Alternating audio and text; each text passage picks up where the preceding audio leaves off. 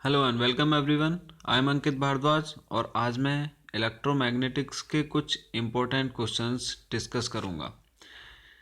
ये क्वेश्चंस मैं आपको श्योरिटी देता हूं कि किसी भी जेई और एई के एग्ज़ाम में निश्चित ही इनमें से एक दो क्वेश्चंस पूछे जाएंगे और मैं ये एज्यूम करके चलूँगा कि आपको इलेक्ट्रोमैग्नेटिक्स के बेसिक्स पता है, और अगर नहीं पता है तो प्लीज़ पढ़ लें, उसके बाद ये वीडियो देखें और ये क्वेश्चंस अटेम्प्ट करें। चलिए हम स्टार्ट करते हैं। पहला क्वेश्चन है कि जब मैग्नेट को हीट किया जाता है तो उस पर क्या इफेक्ट पड़ता है।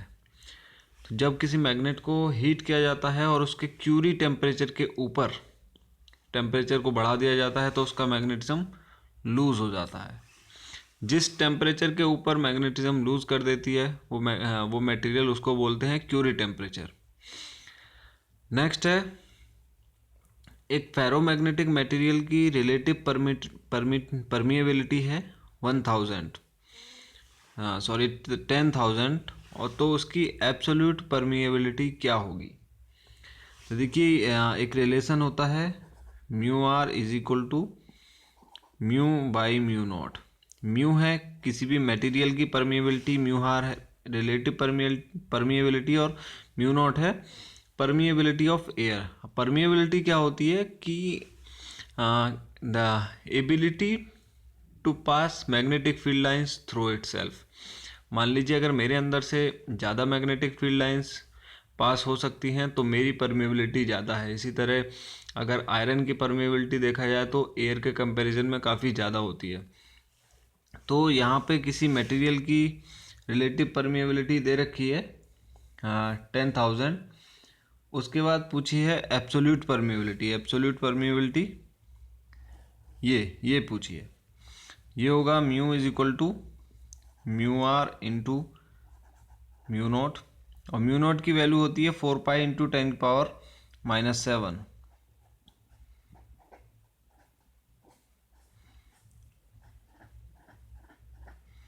तो यहाँ से हमारी वैल्यू आएगी 4 पाई इंटू 10⁻⁻3। नेक्स्ट है मैग्नेटिक फ्लक्स डेंसिटी जो है वो कैसी क्वांटिटी होती है, वेक्टर क्वांटिटी और स्केलर क्वांटिटी। तो देखिए मैग्नेटिक फ्लक्स डेंसिटी होती है वेक्टर। नेक्स्ट क्वेश्चन है, magnetic flux density of an iron cored coil is 10⁻⁻² weber per metre square. किसी आयरन कोर्ड कॉइल की मैग्नेटिक फ्लक्स डेंसिटी दे रखी है और with a cast iron core of relative permeability 100। एक कास्ट आयरन कोर है जिसकी रिलेटिव परमिएबिलिटी है 100, वो उसके अंदर इंसर्ट किया गया है, तो फ्लक्स डेंसिटी क्या होगी। तो आयरन की फ्लक्स डेंसिटी पूछी है भाई। तो एक हमारा रिलेशन है mu R is equal to B, किसी भी मटेरियल, मान लीजिए आयरन की पूछी है तो आयरन अपॉन बी एयर। यहाँ से ये कैसे आया मैं अभी बता दूंगा, फिलहाल ये सॉल्व करते हैं। आयरन की फ्लक्स डेंसिटी क्या होगी, mu R into B air. ये आएगी 100, जो रिलेटिव परमिएबिलिटी दे रखी है, यहाँ पे 100 दे रखी है, वो जो इंसर्ट किया गया है, और एयर की कितनी है पहले से 10⁻⁻²। तो ये 1 वेबर पर मीटर स्क्वायर इसका आंसर होगा। ये देखिए कैसे आया है, ये मैं प्रूव करके दिखा देता हूँ। Iron B is equal to mu H, H होती है मैग्नेटाइजिंग फोर्स, ये रिलेशन होता है। अब यहाँ आयरन है तो बी आयरन को हम क्या लिख सकते हैं, mu naught mu R into H, और एयर में होता है म्यू नॉट एच।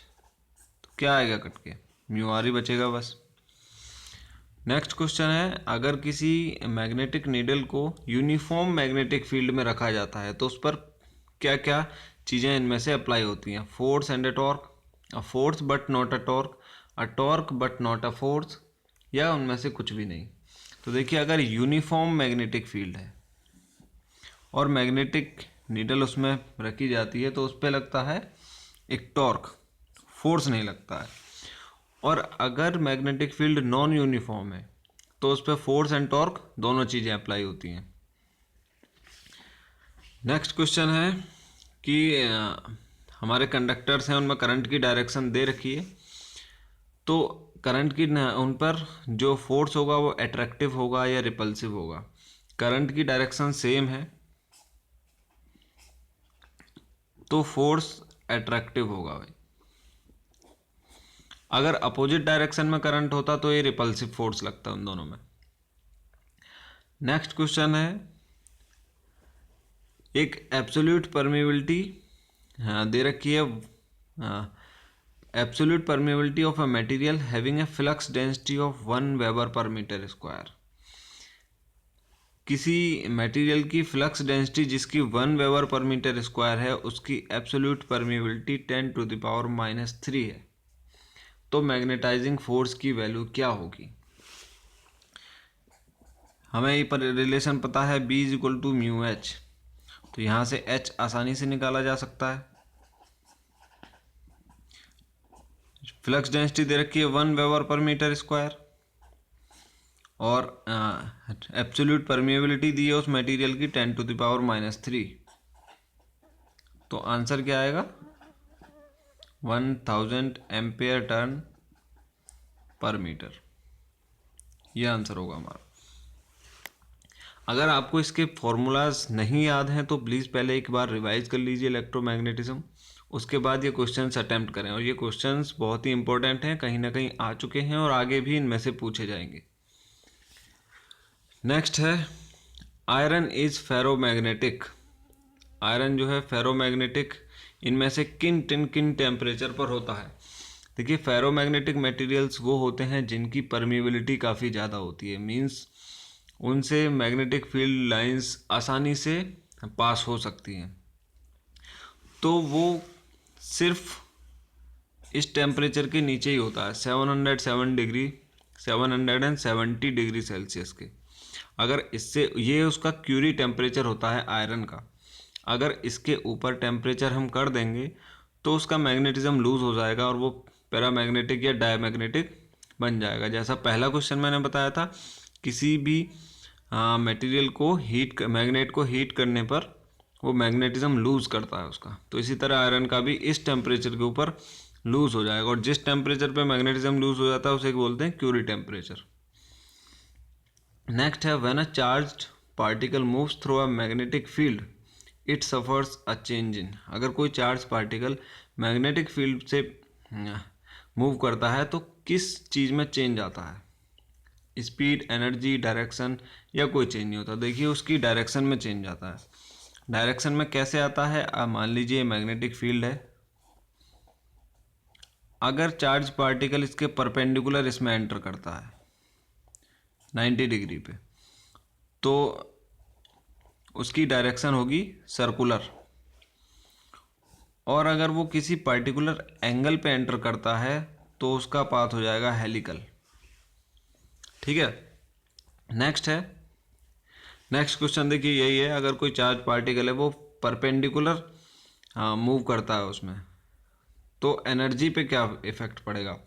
मैंने बताया था अगर परपेंडिकुलर उस पर जाता है तो उसकी डायरेक्शन चेंज हो जाएगी और वो हो जाएगी सर्कुलर, लेकिन एनर्जी तो सेम रहेगी, एनर्जी यहाँ पे चेंज नहीं हो रही थी, तो ये क्वेश्चन सेम ही है, एनर्जी उसकी सेम रहेगी। नेक्स्ट है, एसआई यूनिट पूछिए रिलक्टेंस की। रिलक्टेंस क्या होता है, जिस तरह से इलेक्ट्रिक सर्किट में रेजिस्टेंस होता है उसी तरह मैग्नेटिक सर्किट में रिलक्टेंस होता है। मतलब मैग्नेटिक फील्ड लाइंस के रास्ते में कोई भी प्रतिरोध, बाधा जो आती है उसे रिलक्टेंस बोलते हैं। अब इसकी यूनिट क्या होती है, यूनिट्स आप अगर बेसिक्स आपने पढ़ रखे हैं तो आपको पता होगा, एम्पेयर टर्न पर वेबर। नेक्स्ट क्वेश्चन है, a 2 centimeter long coil has 10 turns and carries a current of 750 milliampere. The magnetizing force of the coil is। एक 2 सेंटीमीटर लंबी कोयल है जिसमें 10 नंबर ऑफ टर्न्स हैं और करंट कितना है 750 मिली एम्पेयर, तो मैग्नेटाइजिंग फोर्स कितनी होगी। मैग्नेटाइजिंग फोर्स का फॉर्मूला होता है Ni/L, where N is number of turns, I is the current and L is the length of the coil। तो सारी वैल्यूज दे रखी हैं, 10 × 750 इंटू 10⁻³ अपॉन 2 इंटू 10⁻²। तो ये यहाँ से सॉल्व करके वैल्यू आएगी इसकी 375 एम्पेयर टर्न पर मीटर।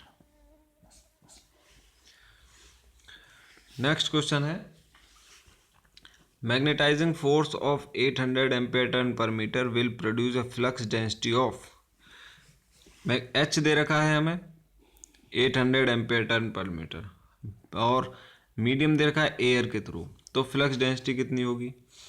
तो हमें फॉर्मूला पता है B is equal to mu H. Mu air में कितनी होती है 4 पाई इंटू 10⁻⁻⁷। एच हमें दे रखी है 800।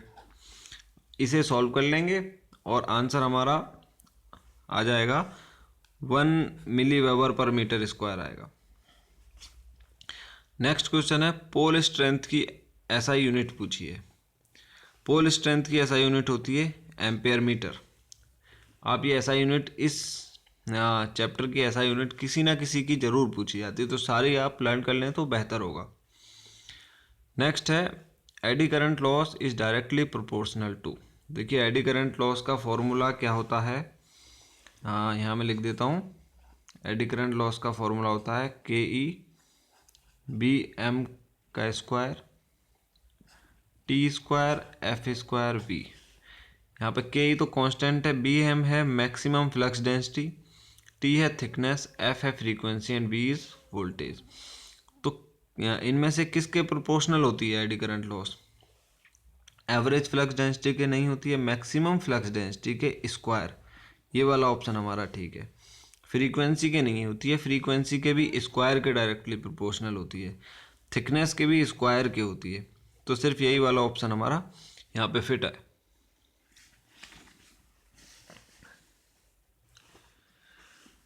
नेक्स्ट है air core choke is used for. Air core choke जो होती है वो इनमें से किस फ्रीक्वेंसी के लिए यूज़ की जाती है? देखिए ज़्यादा फ्रीक्वेंसी पे हमारा हिस्टेरेसिस लॉसेस ज़्यादा होते हैं। हिस्टेरेसिस लॉसेस को कम करने के लिए मीन्स एयर कोर चोक जो होती है उसमें हिस्टेरेसिस लॉसेस होते ही नहीं है, तो वो हम कहाँ पे यूज़ करेंगे? जहाँ पे फ्रीक्वेंसी ज़्यादा होगी, तो वो यूज़ की जाती है रेडियो फ्रीक्वेंसीज पे। Permanent magnet should have, remanence permanent magnet का ज़्यादा होना चाहिए। रेमेनेंस का क्या मतलब होता है? अगर हमने किसी मटेरियल को मैग्नेटाइज कर दिया एक बार, तो उसके बाद उसको मैग्नेटाइज ही रहने की जो कैपेसिटी होती है उसे रेमेनेंस बोलते हैं। तो परमानेंट मैग्नेट का वो ज़्यादा होना चाहिए। नेक्स्ट क्वेश्चन है क्यूरी टेम्परेचर आयरन का। मैंने पहले भी क्वेश्चन में डिस्कस किया था, आयरन का क्यूरी टेम्परेचर होता है 770 डिग्री सेल्सियस। क्यूरी टेम्परेचर क्या होता है? जिस टेम्परेचर के ऊपर वो मटेरियल अपना मैग्नेटिज्म लूज कर देगा। लास्ट क्वेश्चन है SI unit of mu naught. Mu naught वही रिलेटिव परमिएबिलिटी होती है, परमिएबिलिटी ऑफ एयर है म्यू नॉट, उसकी एसआई यूनिट होती है weber per ampere turn metre. ऐसा यूनिट आप सभी की देख लें। आपको अगर ये वीडियो पसंद आया तो प्लीज़ लाइक करें, अपने दोस्तों के साथ शेयर करें और चैनल को सब्सक्राइब ज़रूर कर लें। Thank you.